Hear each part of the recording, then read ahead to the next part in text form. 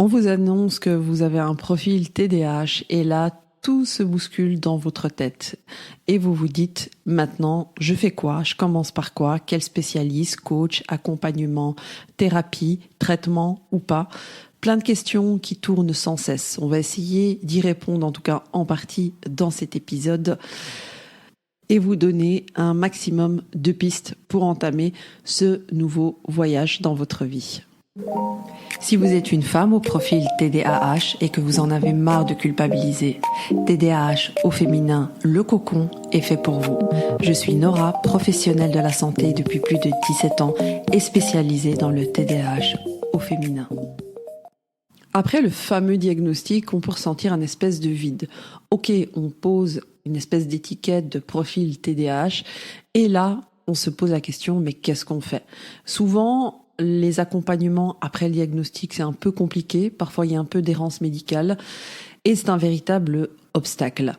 On se pose la question, on vous dit peut-être consultez un neuropsy, faites un accompagnement où on vous donne une petite brochure, mais ça reste quand même très insuffisant dans la plupart des cas.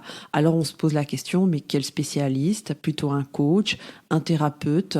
Est-ce que je dois prendre un traitement? Et tout ça, dans quel ordre?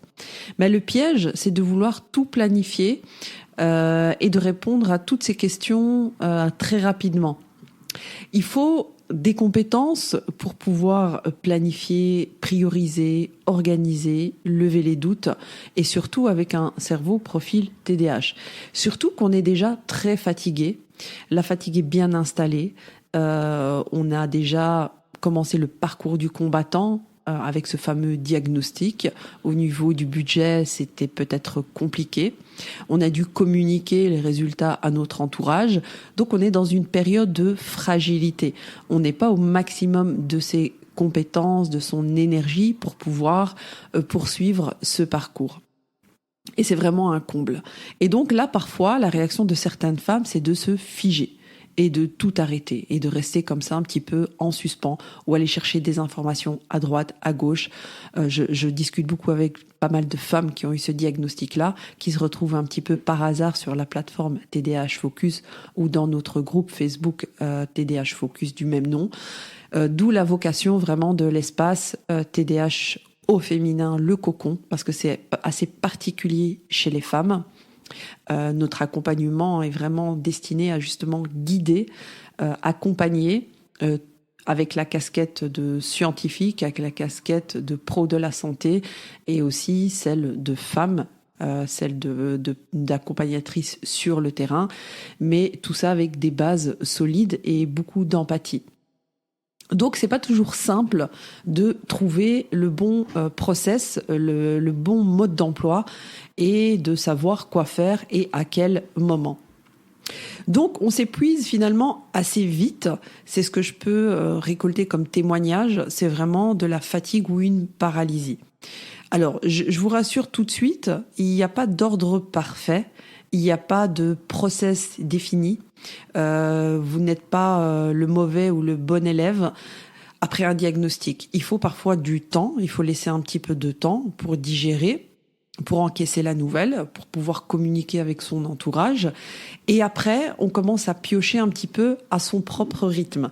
Donc, directement se lancer à corps perdu là-dedans, ça peut être une fausse bonne idée. Complètement être paralysé, laisser tomber, c'est une mauvaise idée. Donc, il y a un juste milieu. Il faut trouver votre rythme et vous êtes chacune différente avec un contexte différent. Il faut pouvoir prendre ça en compte. D'où l'espace Le Cocon, le TDAH au féminin, où vous avez vraiment un espèce de process que vous pouvez faire à votre propre rythme quand vous le voulez. Et des espèces d'accompagnement par groupe WhatsApp et d'autres lives qui vous permet un petit peu de rester quand même dans l'action et rester sur le chemin. Parce que souvent, ce qui peut se passer, c'est que si vous avez une espèce de formation ou quelque chose en autodidacte, on commence plein d'entrain et puis je remarque qu'on abandonne 2-3 semaines après. Donc le fait d'avoir un mixte entre un accompagnement, des lives, des groupes WhatsApp, des notifications et un espace où vous pouvez apprendre à votre aise de manière thématique, je crois que c'est ce qu'il y a de plus efficace. En tout cas, c'est la formule qui me semble, moi, après plusieurs années, la plus appropriée. Donc voilà, vous retrouverez tout ça sur TDH Focus. Vous cliquez sur le cocon et alors vous avez vraiment toutes les explications. N'hésitez pas, si vous avez des questions, on y répond avec notre équipe. Donc on continue un petit peu par rapport après ce diagnostic. Quel spécialiste finalement consulter après un diagnostic? Mais écoutez, c'est assez vaste. En tout cas, ce qui est important de savoir, c'est que peu importe l'accompagnement que vous choisissez, le fait de choisir un accompagnement est déjà une victoire. Alors, on se demande souvent, avant de parler de l'accompagnement, coach, thérapeute, etc., il y a quand même des choses à mettre en place, des espèces de repères, je dirais. Il y a 5 repères. Le premier repère, c'est de se dire que quand on a un diagnostic, il faut prendre le temps, comme je vous ai dit, de nommer ce diagnostic-là, de vous poser des questions et de voir ce que ça implique dans votre vie. On en a parlé un petit peu, on a parlé du journaling, on a parlé de mettre tout ça par écrit, de se poser des questions, de revoir un petit peu, par rapport à tout ce qu'on m'a dit dans ma scolarité, dans mes relations, dans mon travail, finalement ce qu'il en est sous le prisme de ce profil TDAH. On essaye de remettre un petit peu, de faire un peu de point avec nous-mêmes, intérieurement. Par écrit, c'est toujours plus facile. On verra qu'on peut le faire avec un coach, avec un thérapeute, c'est encore mieux. Mais en tout cas, essayez de nommer ce qui se passe après le diagnostic. Le deuxième repère, je dirais, et c'est peut-être un des plus importants, c'est stabiliser votre quotidien. Avant les grands projets, avant les refontes, je dirais, c'est de stabiliser. Vous allez apprendre que le sommeil est un des leviers principaux dans le TDAH, qu'avec un manque de sommeil, une mauvaise qualité de sommeil, les symptômes sont amplifiés. Donc, on se concentre sur le sommeil. L'organisation, on n'essaye pas d'être la super femme organisée. On essaye juste d'avoir une organisation minimum viable. L'essentiel, le mot simplicité reste au cœur de tout ça, c'est très important. Donc on n'essaye pas de refaire sa vie après un diagnostic lors de la première semaine, on essaye juste de stabiliser son hygiène de vie, de bien manger, on verra, l'alimentation est très importante, le sommeil, on essaye de stabiliser les fondations, ça c'est déjà une chose. Un troisième repère, je dirais, c'est travailler un petit peu sur ce sentiment qui revient souvent quand on discute avec des dames qui ont été diagnostiquées tard, ces sentiments de honte, même si on n'appelle pas ça la honte, c'est une sensation de malaise.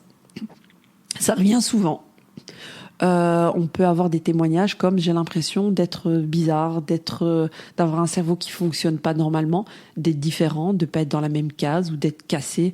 Ou on a vraiment cette impression que quelque chose ne tourne pas rond à l'intérieur de nous, et du coup on a ce sentiment de culpabilité ou même parfois de honte. Donc je vous dis tout de suite, il faut arrêter la maltraitance parce que vous vous maltraitez avec des discours pareils. Il faut bien vous rendre compte que le profil TDAH, c'est pas un manque d'intelligence, c'est pas que vous êtes bizarre, c'est que le fonctionnement est différent. C'est pas mieux, c'est pas moins bien, c'est juste différent. Et là, il y a un vrai travail à faire d'apprentissage sur ce que c'est le TDAH et ce que ça implique, et que ça n'a strictement rien à voir avec l'intelligence. Donc il y a vraiment des fausses croyances à démonter. C'est vraiment ça, c'est des fausses croyances sur nous-mêmes, presque sur le monde finalement. Et le fait d'arrêter de se maltraiter, d'arrêter de culpabiliser, ça permet déjà de soulager. Mais c'est un vrai travail de fond. Et c'est là que le thérapeute entre en jeu, que ça soit avec ce sentiment de honte ou revenir sur des faits du passé, retravailler nos fausses croyances, nos limitations. Tout ça, ça prend du temps, mais c'est un travail de fond. Donc là, le thérapeute, il a son rôle, il a vraiment son rôle. Faire ça seul, c'est quand même compliqué. Et on verra la différence entre thérapeute et coach. Et bien justement, parlons-en. On pense souvent que les deux s'opposent. Alors, quand je dis coach, c'est quelqu'un qui n'a pas fait une formation express de 2 heures sur Internet pour se promouvoir coach. Dans les coachs, il faut une formation, moi je pense toujours, de professionnels de la santé. On peut tout à fait être thérapeute et coach en même temps. Donc, les deux ne sont pas en opposition. Et ce qui est très intéressant, c'est de combiner les différentes choses. Donc, vous avez le médecin qui pose le diagnostic, vous avez le psychiatre, vous avez le médecin, puis vous avez les thérapeutes qui font des TTC qui est recommandé. Et puis vous avez les coachs, mais encore une fois, c'est un terme fourre-tout. Et c'est là qu'il faut être vraiment très, très, très prudent sur les compétences de vos coachs. Et puis, vous avez donc les aménagements qui seront mis en place. Les aménagements peuvent être mis en place par le thérapeute, le coach. En fait, il y a toute une série de recommandations. Mais en tout cas, il faut une connaissance globale et approfondie du profil TDAH et pas des pseudo-coachs qui ont fait 2 heures de formation et qui s'auto-proclament avec la science infuse. Il faut toujours rester très humble dans nos compétences et nos connaissances et avoir une formation continue. Comme je vous ai dit, chaque mois, vous avez des nouvelles études qui sortent. Vous avez régulièrement des méta-analyses. Vous avez des sujets qui se contredisent, comme avec les oméga 3. Vous avez vraiment des tas de papiers scientifiques. Ça demande vraiment une mise à jour et une veille scientifique pour pouvoir apporter le maximum d'outils et de compréhension justement aux personnes qui sont en souffrance et qui demandent de l'aide. Petit aparté, on peut avoir un profil TDAH et ne pas avoir besoin d'aménagement ni d'aide particulière. Il y a des gens qui s'en sortent extrêmement bien. Ce n'est pas une généralité.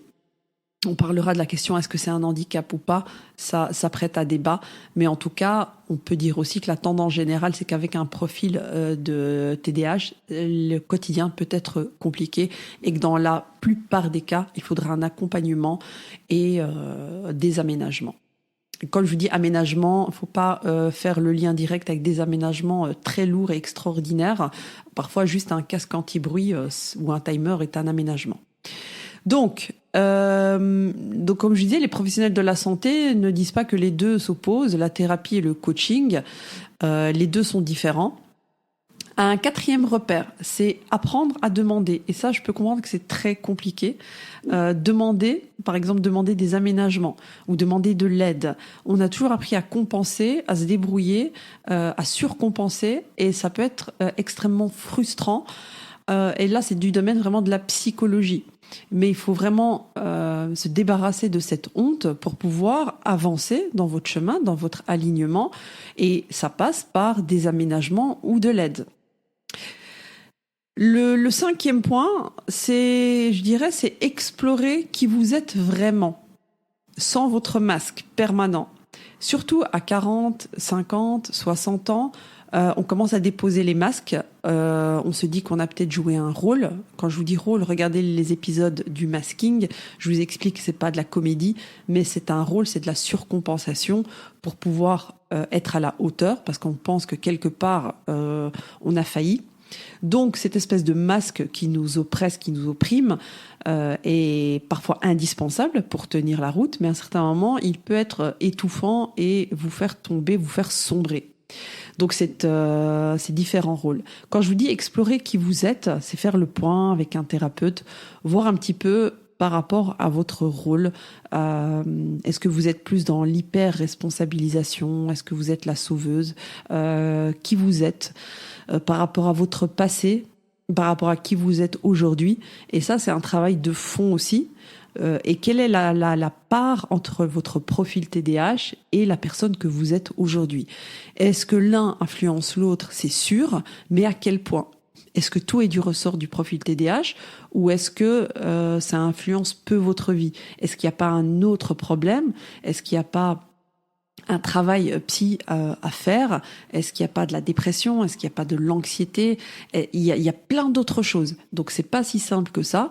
Donc, à un certain moment, c'est faire le point sur qui vous êtes, que ça soit au niveau psy, que ça soit au niveau santé mentale, au niveau santé physique.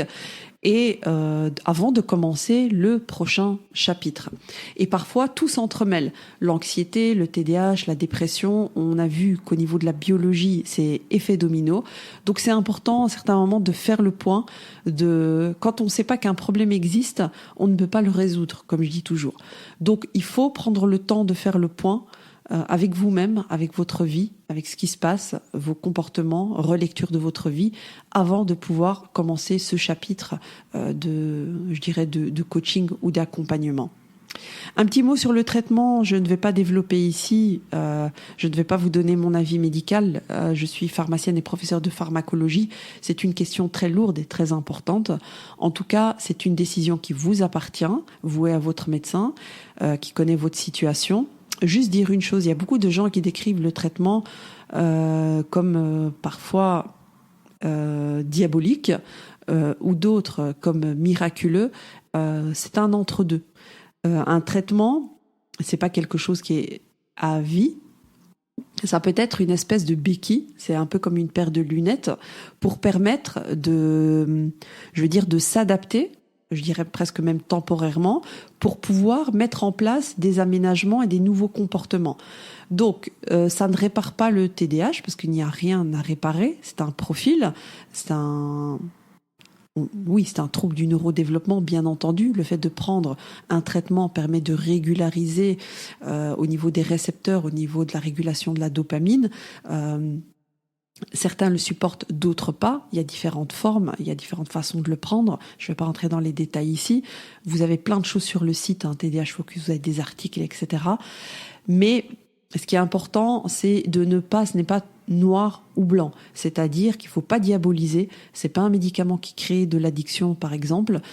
C'est un médicament qui peut aider tout à fait à se remettre, entre guillemets, sur les rails, à vous donner une fenêtre d'action, de concentration pendant laquelle vous allez travailler sur en TTC, accompagner ou à avoir des nouveaux comportements, à aménager, avoir des nouvelles routines, de faire les choses autrement, de mettre des choses en place. C'est vraiment des lunettes, c'est vraiment une béquille.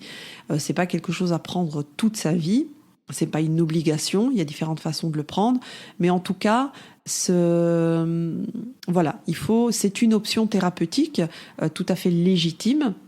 Il faut bien s'intéresser à ça avant de pouvoir commencer un traitement, de voir ce que ça implique, de dédiaboliser aussi. Et de ne pas prendre ça comme des bonbons, c'est un médicament, et comme tout médicament, ça demande une réflexion. Il peut être accompagné d'effets indésirables comme une diminution de l'appétit ou parfois des troubles du sommeil, des palpitations au niveau cardiovasculaire de la tachycardie. Donc ça demande un suivi régulier, précis, et ça demande une réévaluation régulière avec votre médecin et voir si ça vous convient ou pas. On essaiera d'en parler dans un autre podcast, mais en tout cas, avoir confiance dans votre prescripteur, lui parler, faire le point avec lui, faire une TTC, être accompagné correctement, et puis sur le côté, avoir un coaching comme un suivi avec les aménagements, les outils, etc., comme dans le cocon TDAH au féminin que vous retrouverez sur TDAH Focus. C'est important, mais comme je vous ai dit, il n'y a rien qui peut se substituer à vraiment un suivi, à un accompagnement professionnel par un pro de la santé, et quelque chose qui se fait sur du long terme, et un travail de profondeur avec des aménagements en suivant les recommandations de chaque pays. Et c'est comme ça qu'on y arrive. C'est pas du jour au lendemain. Donc c'est vraiment en se faisant accompagner, en mettant des aménagements en place et au besoin passer par un traitement médicamenteux. Mais en tout cas, n'oubliez pas l'hygiène de vie, parce que sans sommeil, rien ne fonctionne, sans une alimentation équilibrée. On a vu aussi que le sport, on le verra, que ça a un effet extraordinaire sur la régulation des neurotransmetteurs, et que ça peut être équivalent parfois à ce qu'on peut retrouver dans certains traitements. On va voir quel type d'exercice physique, comment, pourquoi dans un autre épisode, mais en tout cas, c'est une des clés. Donc vous avez la clé du sommeil, vous avez la clé de l'alimentation, vous avez la clé des aménagements, des routines, vous avez la clé vraiment du sport. Tout ça sont des leviers. Donc, vous voyez, il y a plusieurs leviers à activer pour arriver à un équilibre. Il n'y a pas de pilule miracle, il n'y a pas de formule miracle, il n'y a pas de coaching miracle, mais c'est vraiment plusieurs leviers. Chacune d'entre vous aura un curseur différent, un peu plus dans l'un, un peu moins dans l'autre, etc., pour arriver vraiment à vous aligner et à trouver votre équilibre. Donc, autre chose, par rapport à la communication, est-ce qu'on est obligé d'en parler ou pas ? Et comment en parler, c'est quelque chose qui est aussi important. On va brièvement ici aborder le sujet. Donc, ce que vous devez bien comprendre, c'est que vous n'êtes pas obligé de tout dire à tout le monde. Il vous faut du temps. Il vous faut du temps pour déjà accepter, digérer, dépasser cette étape de la honte qui est parfois présente avant de faire le grand déballage. Donc progressivement, par exemple à votre conjoint, la façon de peut-être en parler, c'est de lui dire que vous avez compris quelque chose sur votre fonctionnement, sur votre cerveau, et que ça pourrait expliquer des choses, et que vous aimeriez en parler, mais que vous avez besoin d'avoir une discussion sans jugement. Donc il faut aborder les choses petit à petit, et demander vraiment à la personne de ne pas être dans le jugement. Au travail, on demanderait des aménagements et essayer de rester factuel. Donc, en disant, par exemple, je suis plus efficace dans un environnement calme. Je suis plus efficace quand ci, quand ça, quand je fais du télétravail, quand je suis présente, quand je ne suis pas en open space, quand je reçois des mémos, des écrits à la place de consignes orales. Donc, vous n'êtes pas obligé de tout raconter. Vous avez juste besoin d'être factuel, d'avoir du concret. Votre employeur ne doit pas recevoir un diagnostic, votre diagnostic. Et face aux sceptiques, on fait comment ? C'est un effet de mode. Ne rentrez pas dans le débat. Vous n'avez rien à prouver à personne. Vous n'avez rien expliqué à personne. Ce ne sont pas des médecins, ce ne sont pas des thérapeutes. Vous êtes seul maître à bord. Donc ne rentrez pas dans ce terrain-là. Quittez-le. Gardez votre énergie pour vous-même. Une petite phrase peut suffire à calmer.